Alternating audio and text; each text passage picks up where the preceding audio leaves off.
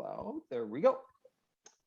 Well, this is another week of 511. I hate to say what week it is, but it's week 8 in my other class. So it must be week 8 in this class too, module 9. And we're doing 13 weeks in this class, not the normal 15-week class. Due to the pandemic, we have some options.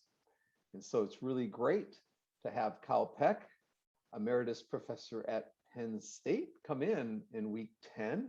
And we don't have to talk about the topic of this week at all, but he knows a lot about the history of instructional technology. So we will be talking indirectly about everything that you're going to be reading about this week. But I've got a kind of interesting set of questions, at least I hope they are. And I've set these things up as who, what, when, where, and why, and how questions. And then I have a few more. So as you all have looked at and perused Dr. Peck's CV and his bio and his websites, including his woodworking website, you probably have your questions as well for him. And this is the second person who's been a woodworker. I think we had Terry Anderson the first week of this class, who started as a woodworker for a decade before getting into online and distance learning at Athabasca University and the University of Alberta and other places. And some people start their careers in wood, others end it fashioning objects, and many people end it by using their artistic talents in like taking pictures all around the world, like we had Scott Gravinger a few weeks ago. And there are other people we could have as well. Tom Duffy from my department, retired, is now a professional photographer. Morrison, what's Morrison? Not Jim Morrison, it's Gary Morrison is another one. He retired to Bloomington, just takes pictures. So Kyle, welcome in to Thank you. R511, Intro to Instructional Technology, or Foundations of Instructional Technology. This class has been created by Mike Melinda 40 odd years ago. And this week, my students' papers include an interview. One of them included an interview of Mike Melinda. So lo and behold, he comes back, and he has come back to this class to talk about the history. But I think this semester, I've invited people who are not former IU professors, because I want to hear perspectives of people at Penn State and University of Colorado, Denver, and Syracuse and Georgia, other places, because history didn't just start at IU. In this field, Penn State has been a major player for a long time. And as myself being a person who's a product of distance learning, many people at Penn State really created or started the field of open and distance learning and had a big role in that, including Dr. Peck. And he has a major interest in micro-credentials or badging and open education and Moocs and that kind of thing, which is my area. It's one of my questions. And I don't want to start with that one, actually. I want to go back earlier to the coil, because a few years ago, I was invited by somebody at Penn State, Larry Reagan, maybe it was, and I was a coil talk, or I was uncoiled. But I wonder if you could tell me who is involved in coil, and then as a part of that, what coil is, and what was your involvement in coil? Well, it's more like what coil was, because it's transitioned is what the leadership would that's the term they would use. So as you mentioned, Penn State was a leader in distance learning, probably partly because our state is a rectangle, much like the screen you're looking at me through. And our legislators, when they decided where to put the state university, said, let's put it in the middle. And they drew diagonals across the state and said, right there, and then right there. And they put it right where I'm sitting now. And so there was no major population center. It was in the middle of farm country, more or less, in the mountains. So mountain farm country, which is kind of not what most people are used to. And so in order to serve more students, of course, like most universities, they have a mission that says, they want to serve all the people in our state and beyond.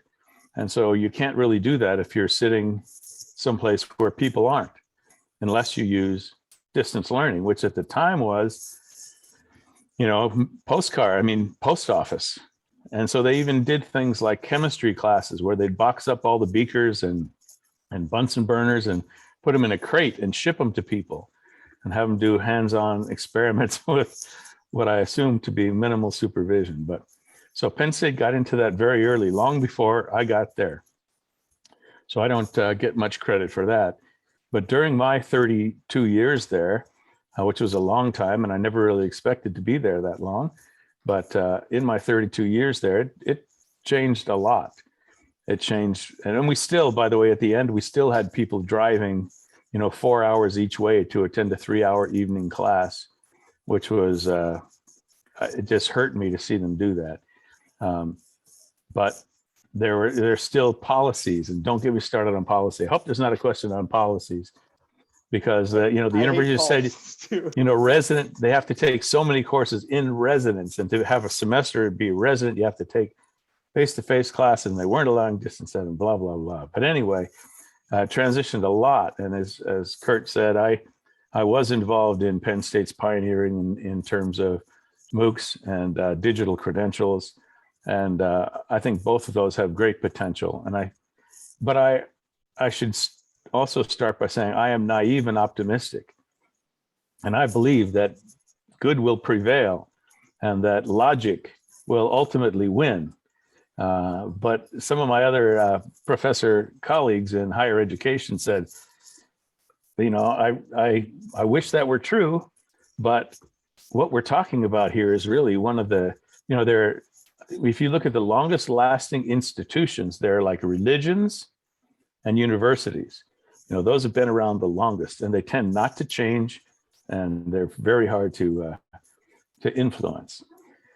But I still think that in my lifetime, and so as you went to that, by the way, my website I haven't maintained for a long time, but I do believe that in my lifetime, we're going to look back at the way we used to do things with students in rows and all that, 7 separate subjects and this, that, and the other, and say, I can't believe we used to do it that way. It's going to seem like some medieval medical practices, leeches and things like that in terms of medicine. So we will know. And in your generation out there in the world, as we use artificial intelligence and, new algorithms for tracking student progress and progress of groups through learning materials and using the data from that to plot individualized pathways through things.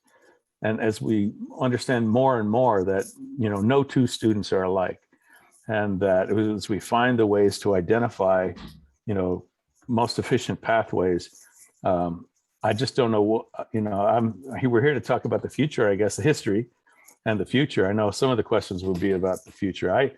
I wonder, because things like, I'm just rambling here, but stop me if you want me to stop. But when I think about the effects of the pandemic, I was an advocate for every student has a laptop in schools, and I was an advocate for Moocs and badges and all that. And the pandemic kind of forced that question. And a lot of school districts who weren't there and a lot of universities who weren't there had to get there and get there fast.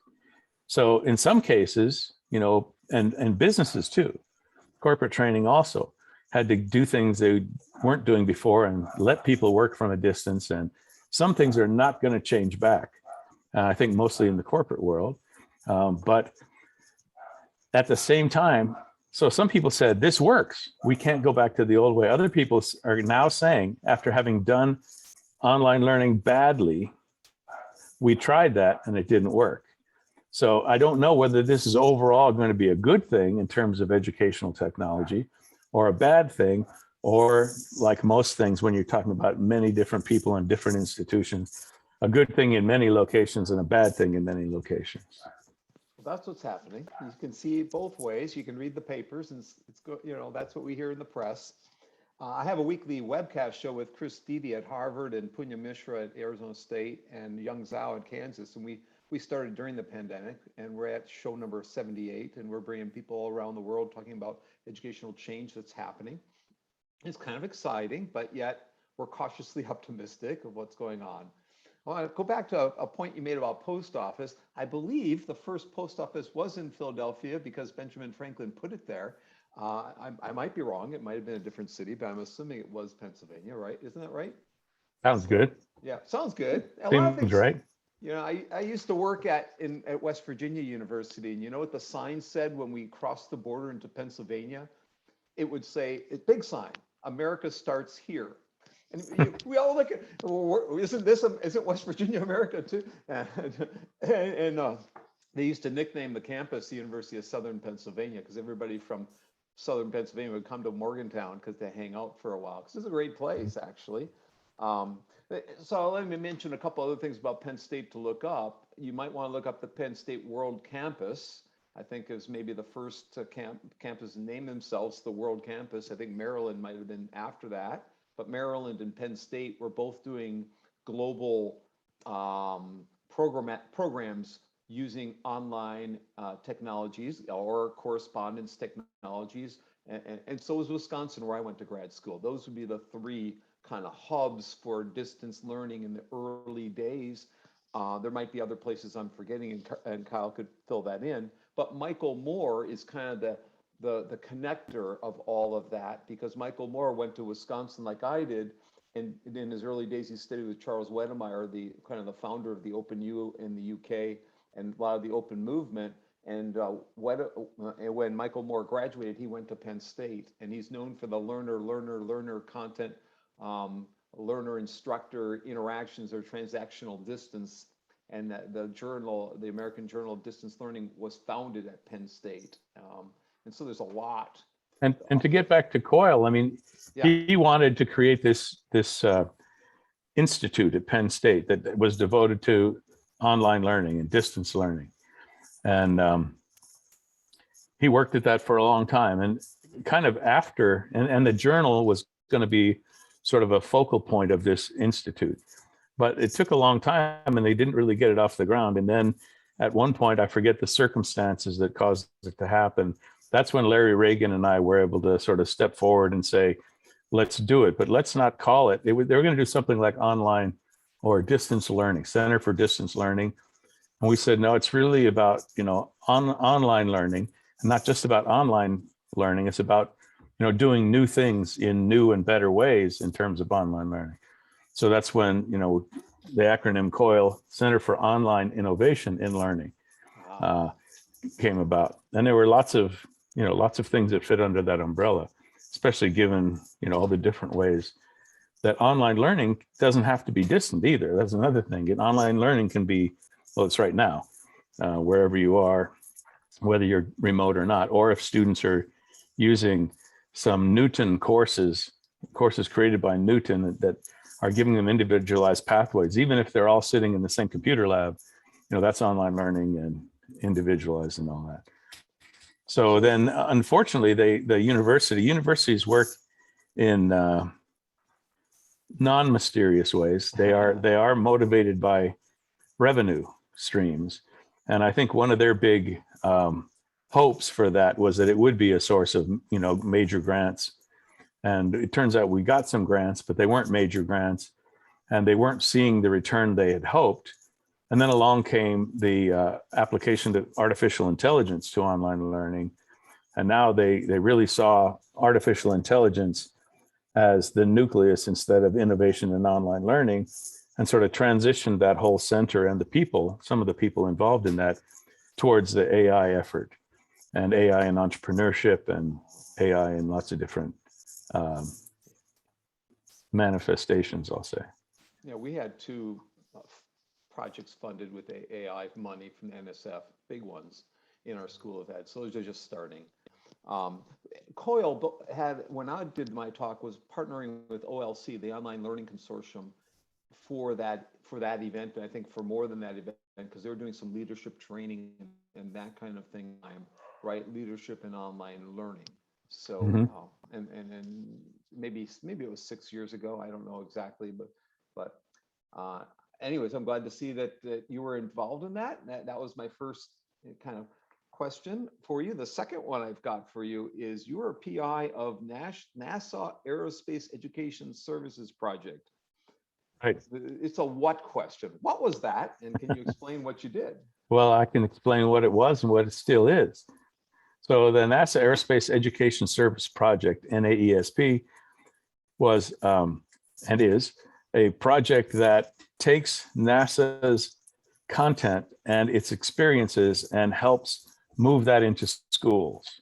Oh. So it helps schools use NASA's work and NASA's people. And so we had a bunch of people who worked for us, who were former educators, most of them, kind of a dream job for all the NASA nerd teachers out there in the world. And I call them NASA nerds because they call themselves NASA nerds. I don't mean that in any derogatory way. That's the term they use for themselves. So there are people who are all just so into it. You wouldn't, well, some of them are also as deeply into Monty Python, but they're as deeply into NASA as I've ever seen anybody be into anything. So their dream job is to wake up and think of new ways to get teachers inspired in using the spreadsheets and the images and the experiments that are designed by this group, and have kids using NASA to get enthralled with STEM education.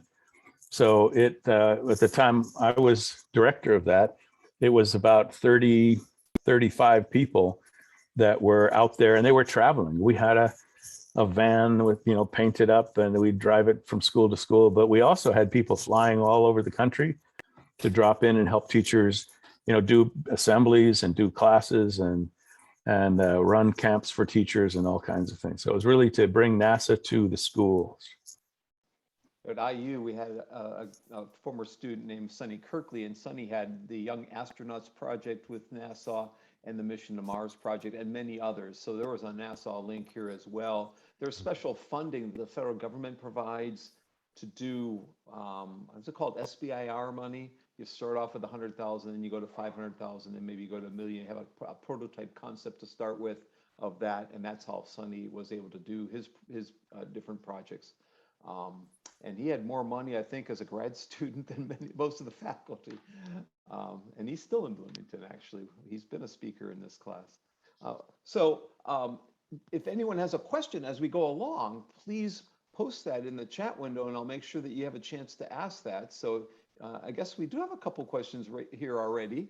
Well, it's just Dilnoza, but okay, Dilnoza. But if anyone has a question, put it in the chat. The third area I wanted to get to was you were in a classroom of the future kind of project. When I was at West Virginia, I was in one a long time ago, and now today in the School of Ed at IU, we're creating the remodeling of the library, and we just had a meeting with Steelcase this morning or this afternoon about the classrooms of the future. So, but yours is future evaluation project. Right. And so my question there is, when did that take place, and what was that about? I'm not too good about the when questions. I have a timeline disability of sorts.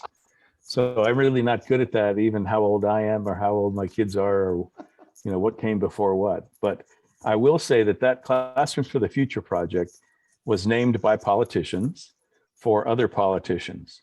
And it wasn't really about classrooms, what does the future classroom look like? It was about that campaign that I had been on for, one laptop per child kind of thing, where I wanted every kid to have laptops so they can do important stuff in class and at home, and to level the playing field and do all that. So I had been, stumping around Pennsylvania, pushing that concept for a long time. And then we had one of those rare budget surpluses, I guess, and they decided to do something with that. So they had money, and they decided they would put it into laptops for kids. I would start, like when you saw Maine do it, with Angus King, they started in the middle school and worked it up. But this one didn't. They just put it right into the high schools, and didn't let the kids keep them and take them home.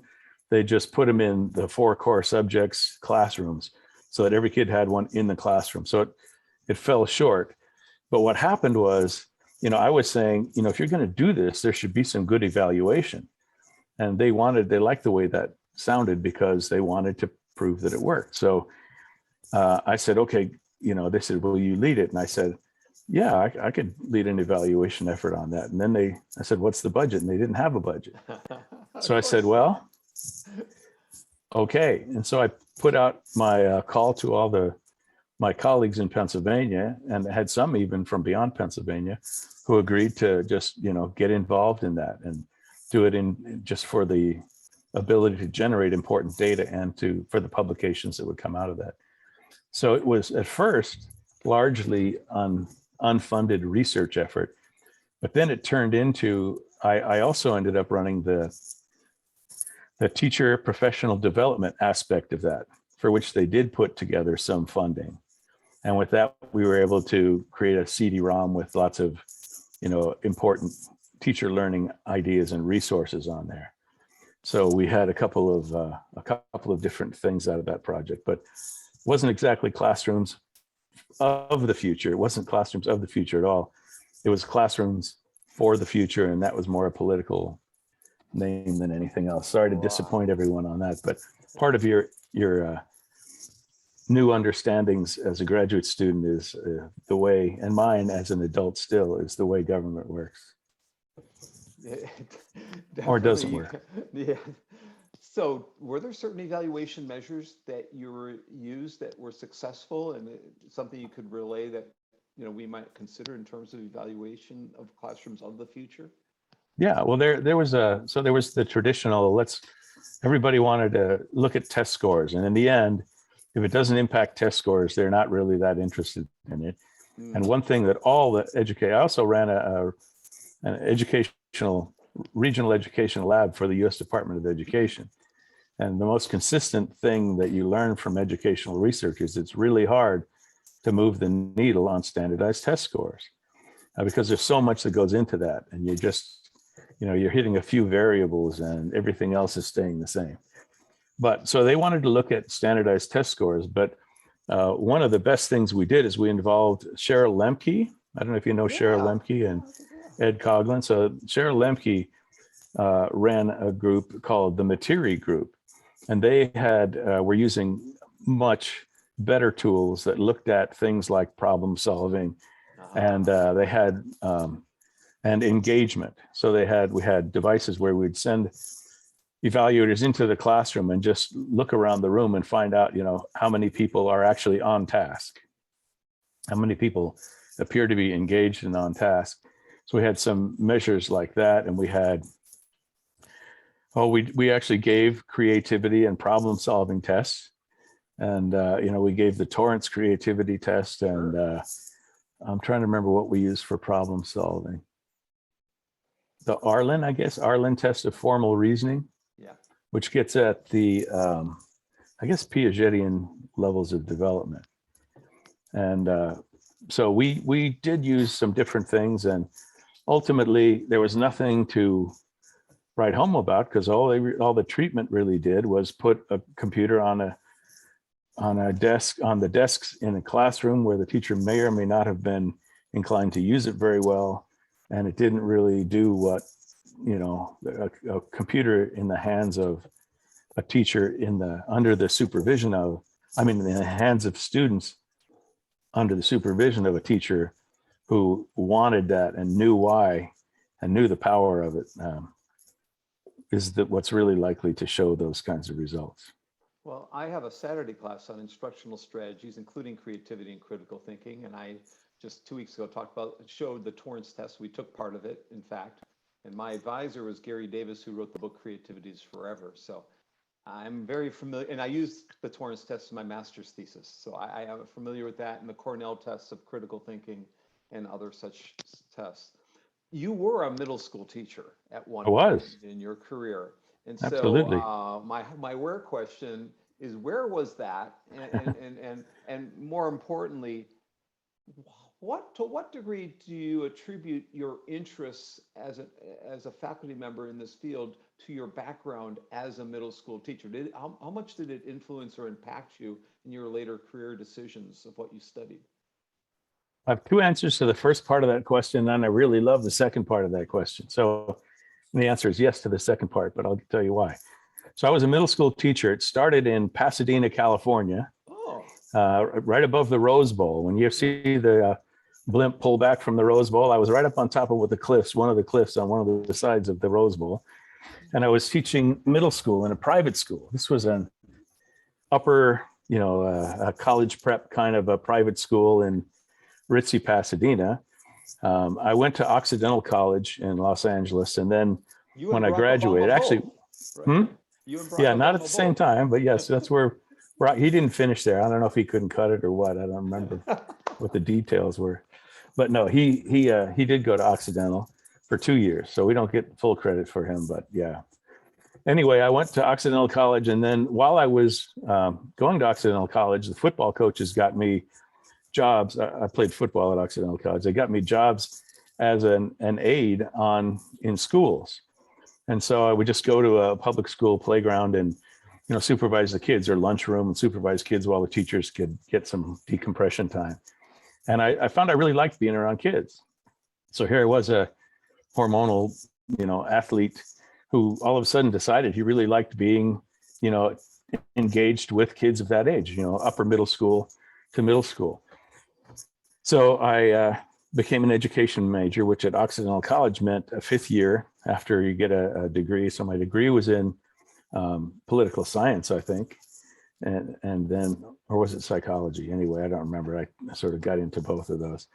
And then after when I graduated, one of the schools I was working at temporarily as an aide hired me as a math teacher and coach. So I was also coaching, football and soccer. I had never played soccer, but I was coaching soccer, and that worked out pretty well. But anyway, so I then moved. My college roommate and I were going to hike the Pacific Crest Trail from Mexico to Canada, or Canada to Mexico. I don't remember which, but I ended up getting married and having a baby instead. I mean, I didn't have the baby, but you know how that works. But I ended up not going on that hike with my roommate, but he got a teaching job in Colorado when I went to visit him. And we backpacked above Telluride and Ouray, and that was awesome. So I decided I was going to get a job and work in the Rocky Mountains. So I interviewed for jobs and got a job in Leadville, Colorado, which is at 10,000 feet. I've been there. It's a beautiful place just below Vail and Copper Mountain. And I enjoyed that. I was a middle school teacher. And while I was there, the Radio Shack TRS-80 came out. So by the way, in my college experience, I did, punch cards and, take a course or two where I actually had to do the card punching thing and watch the results on, submit the decks and have it come back and all that. I did that too. Yeah. While I was in Leadville, the microcomputers came out, and I thought that was pretty awesome. So I wrote a grant. First grant I ever wrote was to get a TRS-80 into my own classroom. And so I got the grant, and I got the computer, and then I got reprimanded by my superintendent for not going through the proper channels. I didn't know there were proper channels to buy one. I just kind of went out and bought one. But anyway, I saw kids that were not amazing in the classroom do amazing things. So as a middle school teacher, I had a model cities unit where I had the kids design. I had a 4x8 sheet of plywood, and I said, we're going to design a town for this many people. How many schools do you need? How many, what do you need, and how many of which, and design it all out. And so at that point, I was teaching a couple of these kids as aides in my prep time how to program in BASIC. And one of them was also in my class that was doing the model cities thing. And he came up to me and said, can we use the computers for figuring out the math behind this? And I said, yeah. I said, here's how to do it. If you type print, 217 times, asterisk, whatever, it'll put that number on the screen. He said, no, I was thinking like write a program. And so he wrote a program, and this was one of the brighter kids. But then I also saw another kid. Anyway, that blew me away. So he saw the right way to use it when I was trying to teach him a lower level way. And to be honest, it didn't really even occur to me to do what he was thinking. And I said, wow, impressive. Then there was another kid whose mother told me after his great success with computers that she thought he was, brain damaged at birth, that the cord had wrapped around his neck, and they always didn't have high expectations for him, but they had just bought him a computer. This was a mining family, and that was a big investment for them. They bought him a computer for Christmas because of all it had done for him. And so he was just, got into, writing programs that would draw stuff in those big blocky, characters. But it changed his life and his parents' expectation of him and all that. And I said, there's something here. And so that was the point where, as a teacher, I thought, all right, these things can be really powerful. So I figured I would get they brought a master's degree in reading, elementary reading, to my school in University of Colorado, did up into Leadville, got a master's degree. And then they came up with I think Mike Hannafin himself came up to Leadville to try and see who was interested in a master's in ed tech. See what I got circled here? Hannafin and Peck, your first publication. Right. So I didn't know that you two were hanging out in Boulder or in Colorado together. And is that the same Hannafin that went with you at Penn State then? Absolutely. Actually, he didn't come with me. I followed him there. So what happened was, we decided that, I said, sure, I'll come down. I'll get another master's. And then I said, I'll get another master's. And they said, you don't want a second master's. You want a PhD. So I was not even shopping for PhD. I didn't think of myself that way or whatever. Then I decided, okay, well, I like teaching. And my intention was to get a PhD and come back and still teach. But, the guys at Colorado, my one gentleman who, Don Carline, he was involved in ed psych or something. And he said, well, if that's all you want to do, then maybe you're not right for the doctoral program.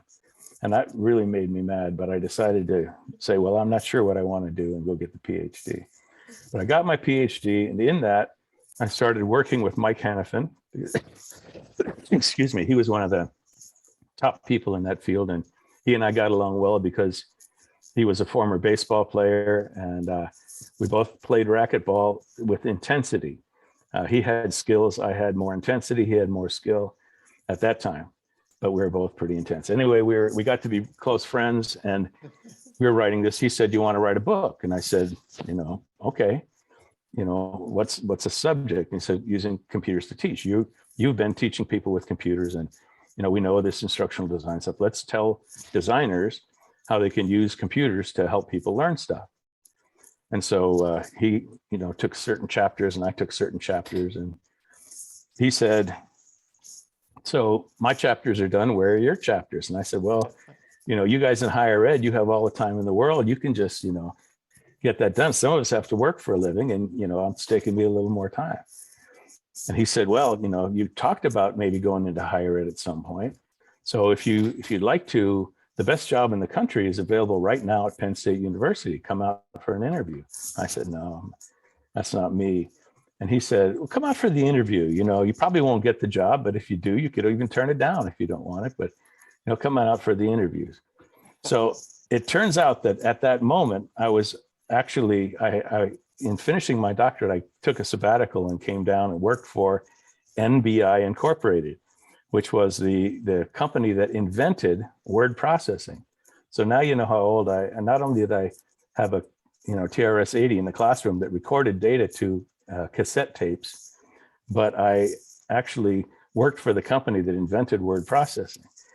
So I came down and worked for them when all this was going on. And, it just was a kind of a wild ride. Mike and I got the book written, and then he said, as we were writing, he said, come out. I got that job, and I took it because I wanted to go. I told you I was naive and optimistic. I wanted to go out and change education. I wanted to reinvent education so, people wouldn't believe that it used to be like this. And gave a good 30-year run at it, and that's that. You made your difference, really. It still are. So Kirsten has two questions for you, but before she jumps in here, I'll just say that Charlie Reguluth and I used to play racquetball, and we were very intensive, and he had much more skill than I had. Mhm. So I understand that situation. And I also know, or I also know about the history of word processing. In fact, when I used to be an accountant or a CPA, my first accounting firm, we hired word processors. They were called word processors. Yeah. And my dissertation used word perfect. We put keyboard macros in there to create a set of creativity prompts and critical thinking prompts, and then a keystroke mapping system embedded in so we could watch the impacts of prompts on kids' thinking and writing and so forth within word perfect. And we went to word perfect people in, I forget the name of the company, in Utah, and told them, this great project for kids, you could have this tool and all. And they said, well, we're really big in the adult market. We don't need the kid market, Right. And 2 years later, they went out of business. So, Well, first they put us out of business because they decided to do a software only version, and our CEO was an engineer, and he knew software piracy was going to be a problem. So he required a circuit board that went in the IBM PC and clones before you could run our software. And so that was the death knell of that. Yeah, it was the death of that. It was a really interesting, for those people watching this tape later, watching the recording later, there's some interesting history in all that Kyle's saying, every bit of it. That Kirsten needs to ask her questions. So, right. Hi, Dr. Peck. Thank you for presenting and being our guest today. You're welcome, Kirsten. I have two questions. And the first one, I was trying to relate back to what we're learning this week, and that's the history of IT. So I'm a brand new student in the EDD program at IU. And this is one of my first classes I'm taking too. And I was a psychology undergraduate. And one of my favorite parts about the program so far that was kind of unexpected for me is how much psychology is in the program. And that's been my favorite part and my favorite subject of the program so far. So I see that you have an EDD in psychology and, or you have a PhD in psychology and educational technology. And I just wonder, trying to relate it back to, like I mentioned, the history of ITT, has psychology and educational technology always been connected, or do you know when they became connected? I think, I bet different people have different perspectives on that. For me, they were always connected. And for me, the one thing I really liked about our field is that it didn't really see boundaries very well. So, I really see in fact, when students would come to me and say, I think I might want a degree in your field, tell me about it. I would say, well, it's really like it's 1/3 educational psychology, 1/3 the tools with which you can deliver, instruction and how to design instruction and the tools you can deliver it with. And then 1/3 evaluation. How do you know whether somebody learned something or not?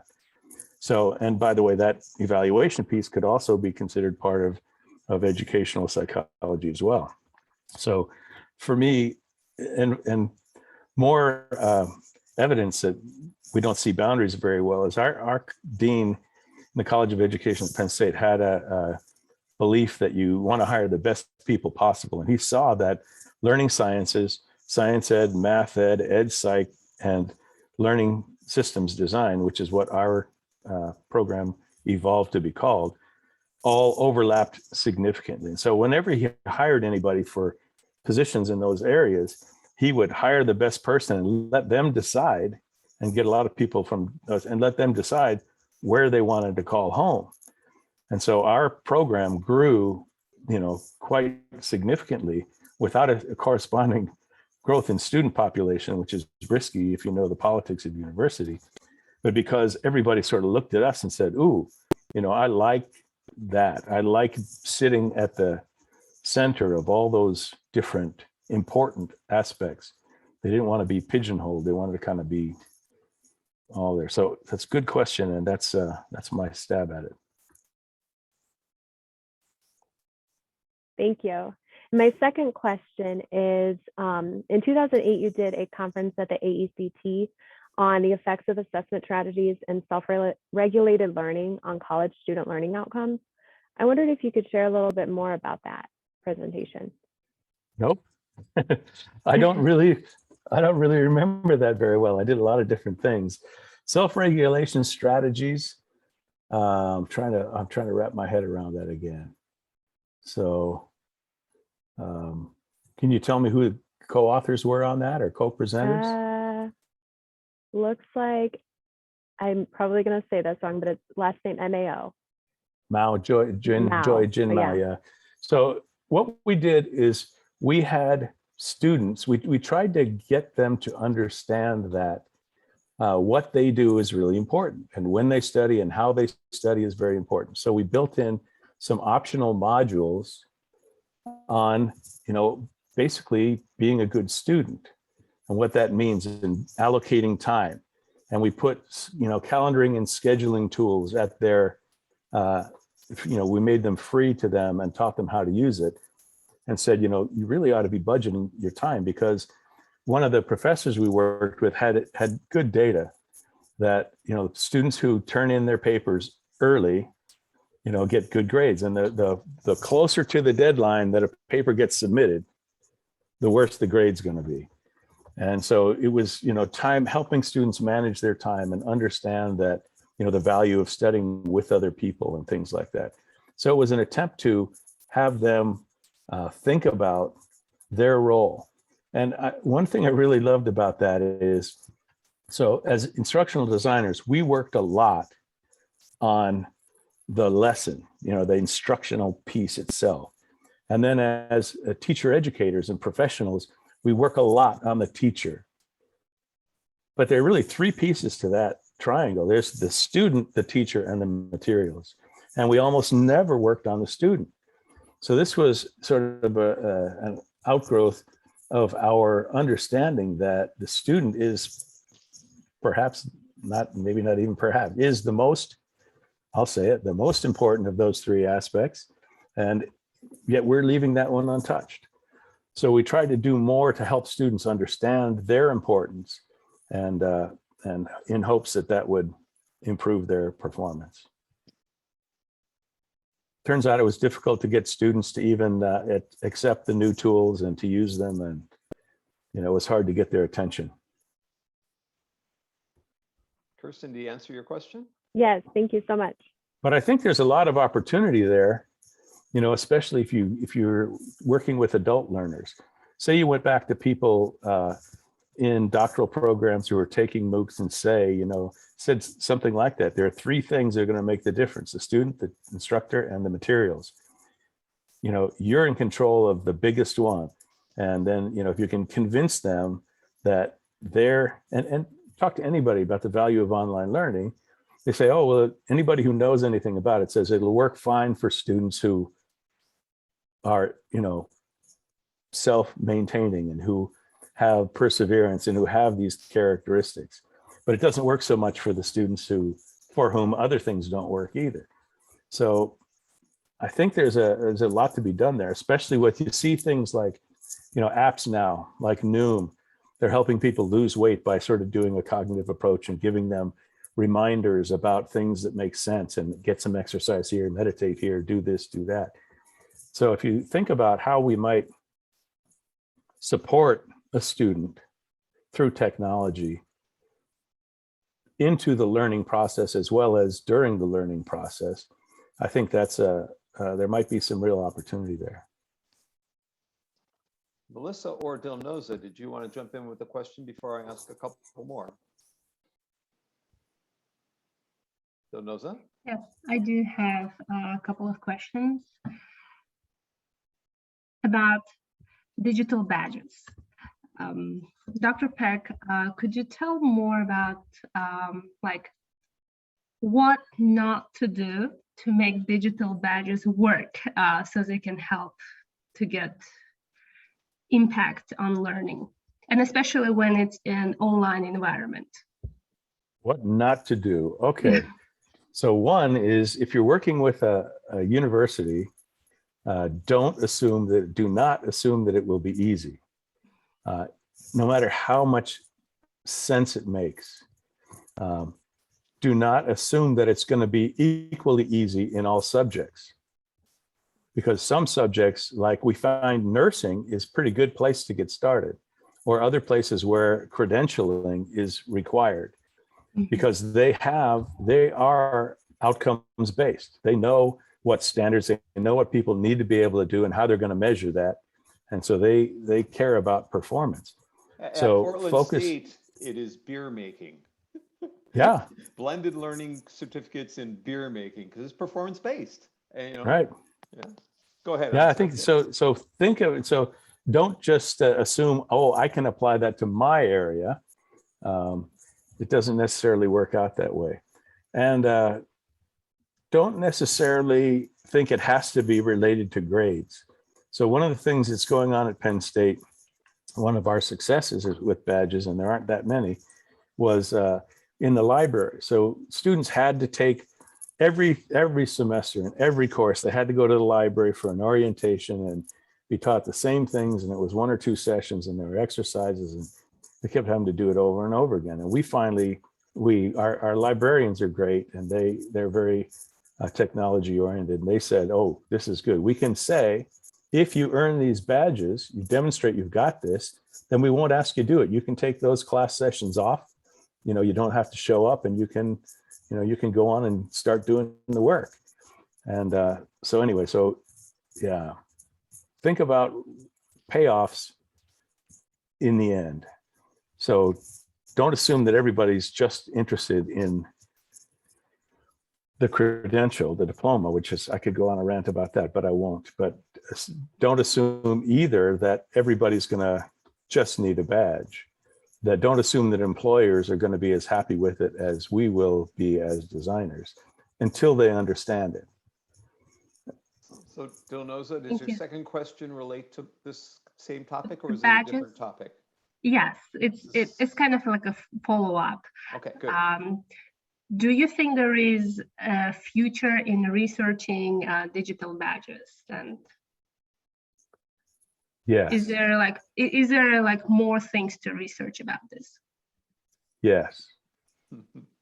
You want to know what I'm thinking behind that? So Yes, please. Thank you.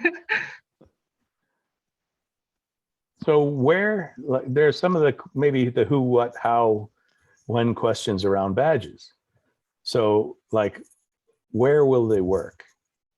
You know, and you just look at where the successes are and where the failures are, if anybody will ever admit that they failed.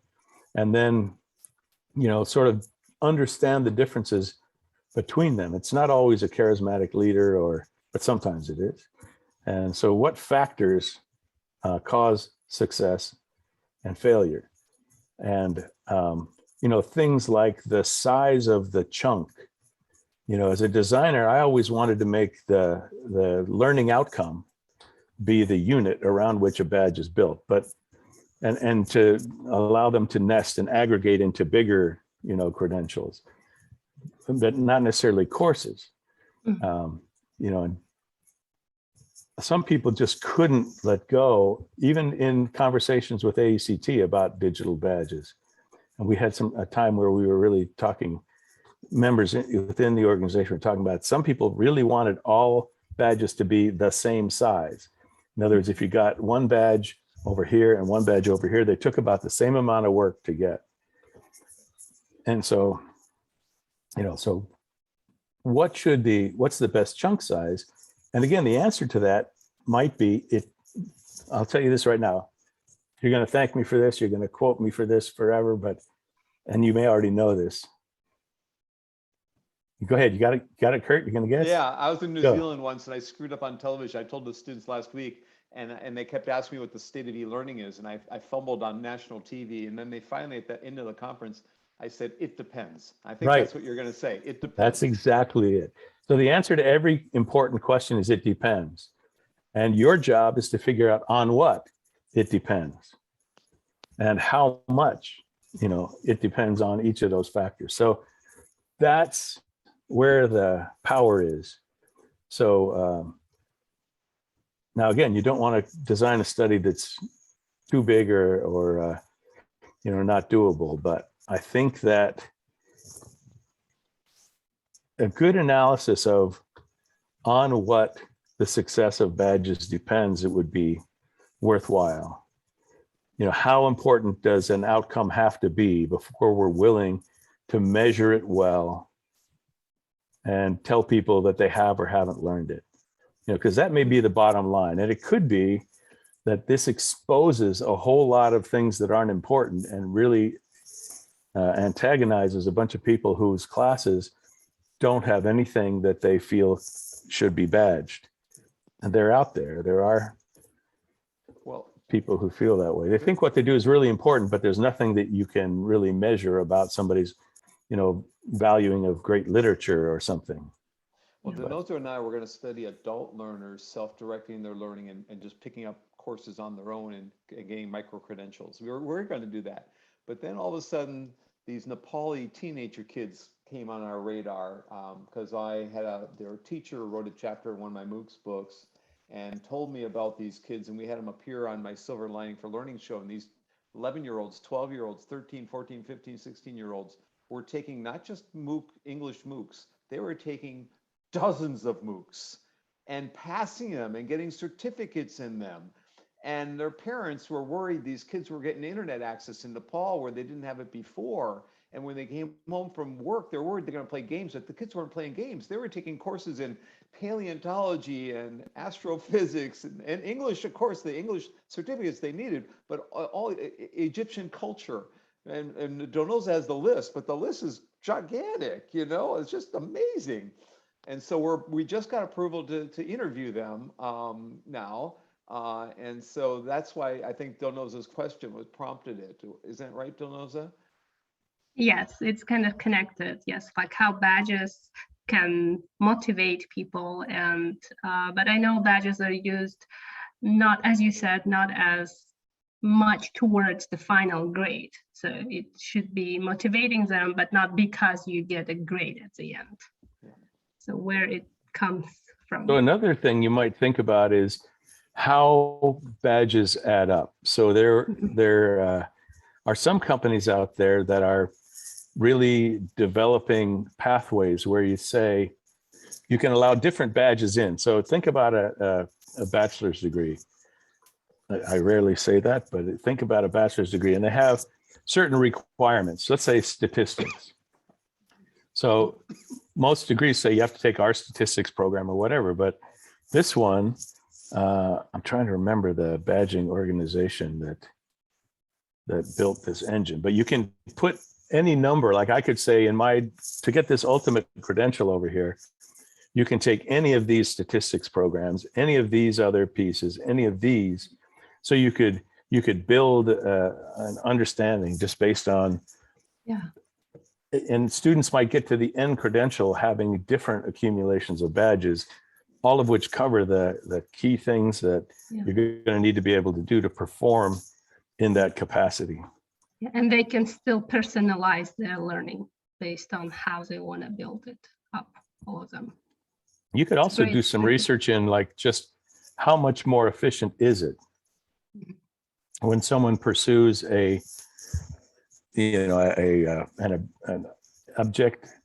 objective-oriented pathway rather than just a curriculum put together by someone who loves the subject. So my question for you was going to be, why are you interested in Moocs and open education? And you've kind of already answered that 3 or 4 times, but could you put it in your own words one more time for the records? Sure, I'll give you. I'm really interested in Moocs because I believe, as Andrew Ning said in the very beginning, that it's a very, very unlevel playing field if you look across the world. And we got to do something. Education is the equalizer, right? If you get an education, you have opportunities.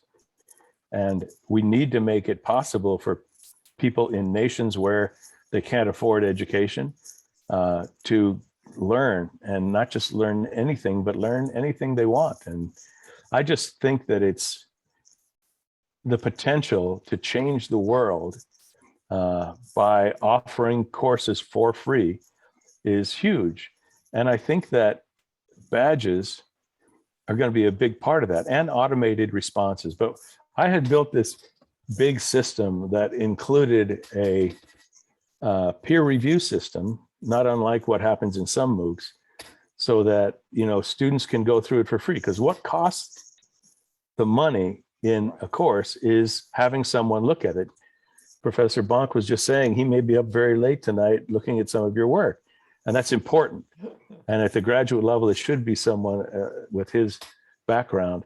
But you guys aren't that different from him in a lot of respects, especially by the time you approach graduation. So peer evaluations, and if peers evaluated work before the professor evaluates work, it takes the professor less time.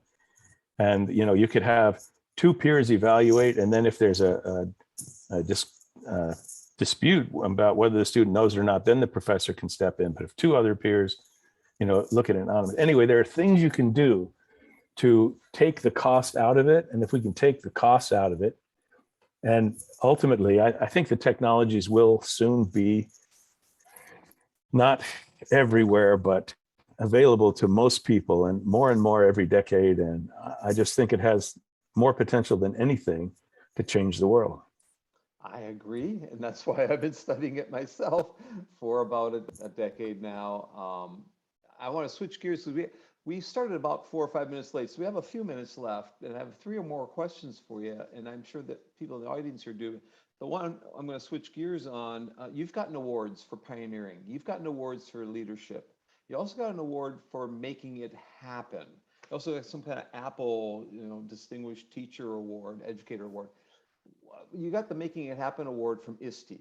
So it's a 2-part question. Can you tell people what ISTE is, what it's all about, why they should join ISTE, and what that award was all about? Okay, ISTE is the International Society for Technology and Education.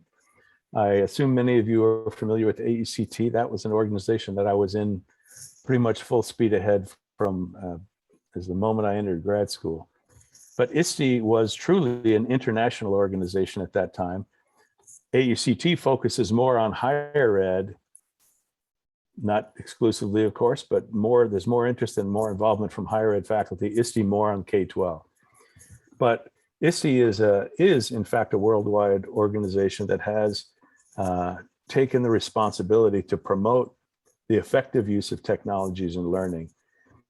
They are a first-class organization, and they try to recognize people who help achieve their mission. So the Making It Happen Award is it's sort of like a play on words, because making IT, instructional technology, happen award is usually given to people who have no idea they're getting it, and they're not competing for it, but they're people who are out there, you know, fighting the good fight and doing important things. Holly Jobe, you know, in Pennsylvania she was an amazing statewide leader. She's retired now. She's not dead. She's retired. And she was the first one I knew that got it. And it's just for sort of, you know, a lifelong crusade for things that matter in terms of moving technology forward. And again, I would say ISTE is an organization you should think about. They also do have a teacher education division. They do have some things that focus on higher ed, if that's where you're really all about. But the more you're interested in K-12, the more important that can be. And the more you're interested in education worldwide, the more you should be interested in ISTE. I want to mention 3 people. Rich Collada, who's now the CEO of ISTE, was a guest a couple months ago, well, maybe now a year ago, in Silver Line for Learning, my podcast show, along with 2 exemplary teachers from one from LA School District, one from Baton Rouge. So it's quite an interesting show. And Rich is a friend of mine. He's endorsing my next book that's coming out. So I could conceivably bring Rich in here to this class. I think it might be a good thing to do, or in bringing other ISTE people in. I think he would be interesting, partly for his role as the national. Oh yeah, that too. So, and his new book. So if, you know, his name is spelled ATTA, Rich Collada. And he was the head of the Department of Ed Tech Division under Obama.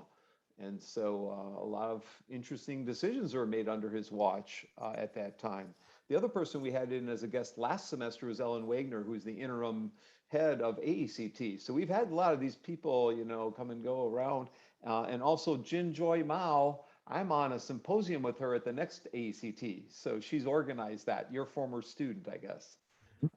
By the way, Ellen Wagner and I were both students together in a Mike Hannafin class. No kidding. And no, way back in the day. And I remember her talking about schemas and things that words I had never heard before. At I'm thinking like, who is that? You know, and where was that? In Colorado? That was at Boulder, yeah, University of Colorado Boulder. Second floor, and I don't remember the name of the building, but I can remember the context specifically. And Mike was teaching a class, and we had Apple IIs in the room, and I hit a button, and Yes, We Have No Bananas started playing from the little and the little computer-based music, and we were supposed to be paying attention, and I got busted for that. But anyway. I've been in that building. I know I've been in that building. If you haven't been to Colorado Boulder, from the outside, it's just a beautiful setting, and the red tiled rooftops up against the blue sky when it is blue sky. It's just gorgeous place. Or if you just go through Boulder sometime, you have to do it sometime in your life. Highly recommend going there. You know, and I'm sure you enjoyed your time there. But Ellen Wagner is a Wisconsin native like I am, who happened to go to Boulder. I stayed in Madison for my doctorate. I have one more question. I want to open it up for audience questions, though, too. First of all, does anyone in the audience have a question before we only have a couple minutes left? So please jump in before me. Melissa has been very quiet. It's not like you, Melissa.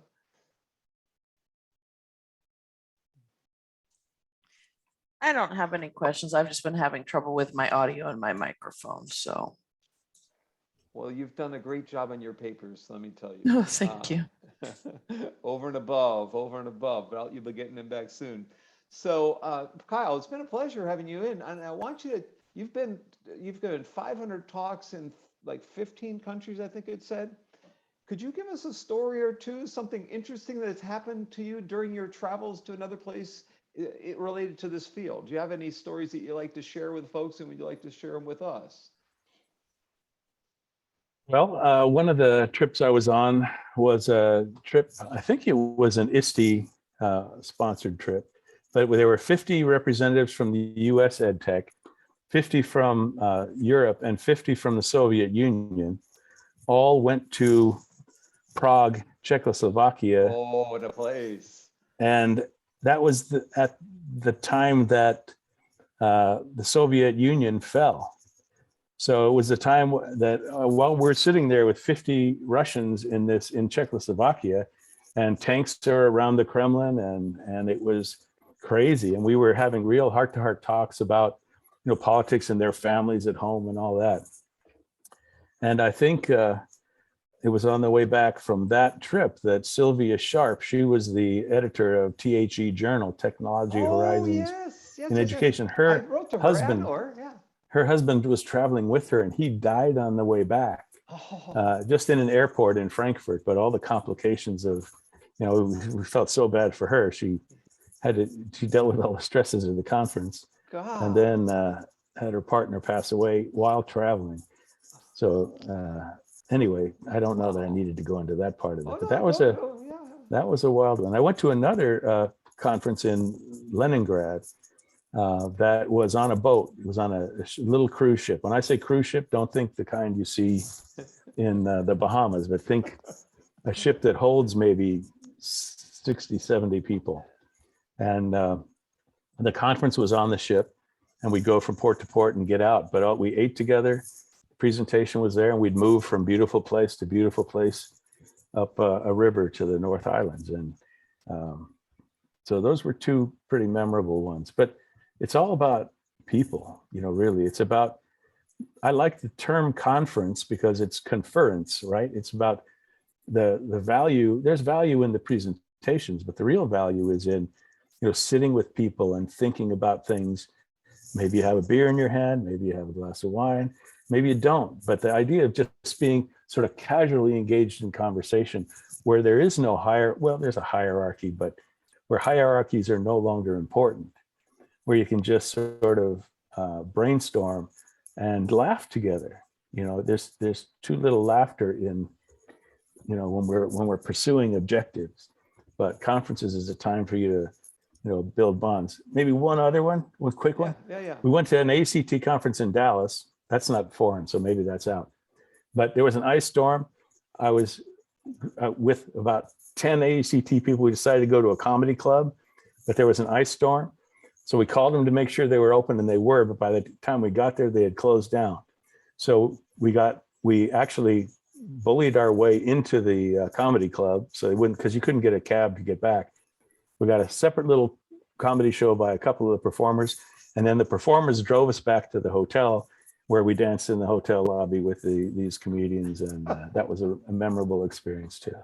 Now, do you play an instrument? I did. I played guitar badly, and then I played bass a little better, but I was never really a musician. But I was in the Big Pink Dog, and we performed for ACT once or twice. Yeah.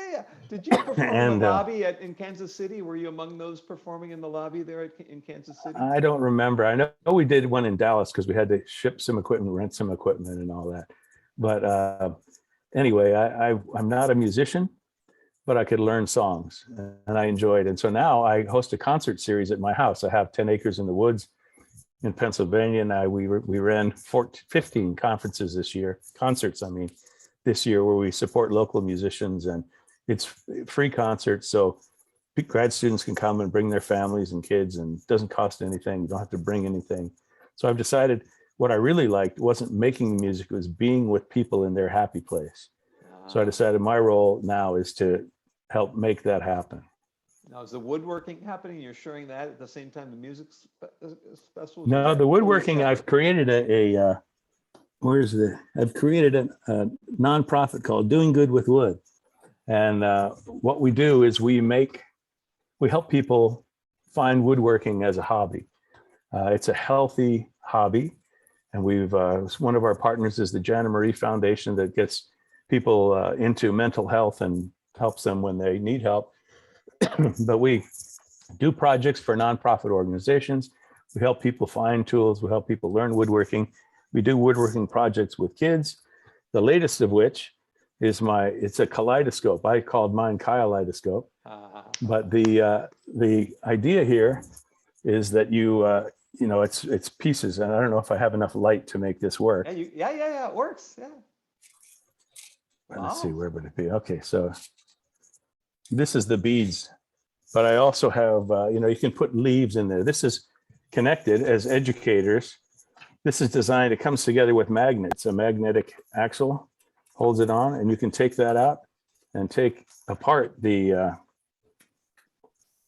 wheel. Where's this? I can't tip this too much or I'll dump all these beads everywhere. Right. But you can take this apart and you can put flower petals and leaves and other fun stuff in there. And it's a project. So we help kids just get acquainted and do arts and crafts and that kind of stuff. Kaleidoscope. Well, the other ones have their last names on it. I donated 5 of those I did 5. Yeah, I think it was 5 at the ACT fundraiser for the, international auction. Oh, the one for this year coming up? No, the one that just happened, actually. Oh, for the fundraiser just happened. Okay. Because Yeah. the conference is coming up in a month, and I will be there. I don't know if anyone else here will be there. Donosa, you going? She's going too. Okay. So Donosa and I will be there. Kyle, I don't think you're going. Can't commit yet, but I don't think I'll be there in person, but I may be online. Okay, great. So come to the session with Jen Joy and I, and Tom Reeves, I think, is in it, and a couple other folks. So systemic change related. It's not my area, but I agreed to do it since she's a good person, and I haven't met her face to face, I don't think. She's lovely. So, You'll enjoy her. yeah. So I want to thank everyone for coming here and the people who watch the recording later. Kyle will he will answer questions if you want to send them to him. And Kyle, your email address is, Still kpeck@psu.edu. say it one more Um, time. Kpeck is in Kyle Peck, but just Kpeck at PSU is in Penn State University.edu. Easy I'm one. Professor Emeritus, and so they let me keep my Penn State email address. Or Kyle@doinggoodwithwood.org. Even better. Yeah. And I hope to get the list of performers so I can share it with everyone and the musical performers coming in. Oh, great. Well, if you go to moonstockconcerts.org, you can go to the contact us page and fill it out, and I'll put you on the mailing list and you'll get all that. Or you can just go there and look it up. It's Donoza, make sure you get that and share that with me so you can look that one up. Thanks, let's give him a round of applause again. Thank you. well, you're welcome. Donoza really likes Thank your you. woodworking, so thank you very much. I'm going to stop this recording. There it goes.